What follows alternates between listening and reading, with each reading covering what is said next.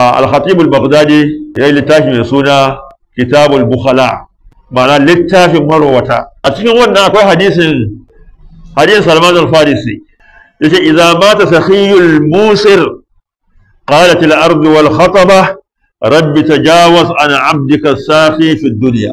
Yace idan bawa mai kirki mai alkhairi ya mutu, to icen da aka jera masa akan kabarinsa aka rufe shi da ƙasar da aka turbude shi da shi, za su ce ya Allah ka ɗaga wa wannan bawanka mai kirkin nan ƙafa an sai ya ajiye, ka yafe masa kurakuransa ya Allah.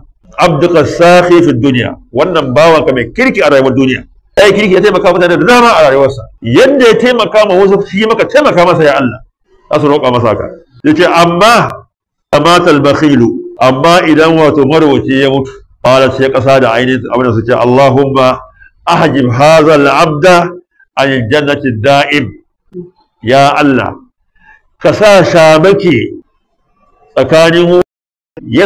tsakanin abin da ka bashi da ainihin bayinka, ya sa su amaki ba su kaiwa ga alherin hannunsa, to kai ma Allah muna roƙo ka sa shamaki tsakaninka da ainihin tsakaninsa da wannan aljanna. Haka nan shi wato marubuci yana jan ainihin wato fushin Allah ga kansa, ruwa yakan jawo mai shi ainihin fushin Allah.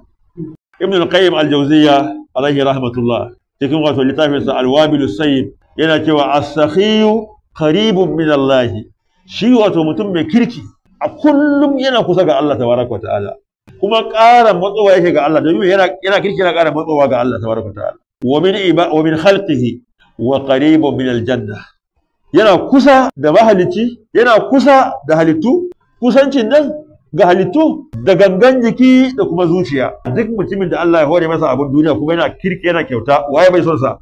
Ko zai son shi ai? Wallahi dan karamin gaba ma zai koma ya zama kauna inda kana ba mutum.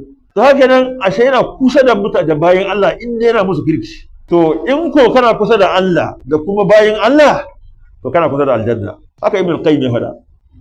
Ita wal bakhilu ba'idun min Allah wa min khalqihi wa qaribun min an-nar.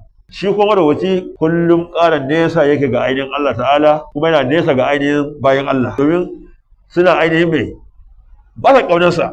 Ya kamata taimaka kuma bai taimakawa, ya kamata ya yi kuma bai yi, kuma ga abun yi da za ka ga yana nesa ga zuciyarsu. Da haka zai haifar da ainihin kuma kusancinsa zuwa ga wuta. Allah ya kare.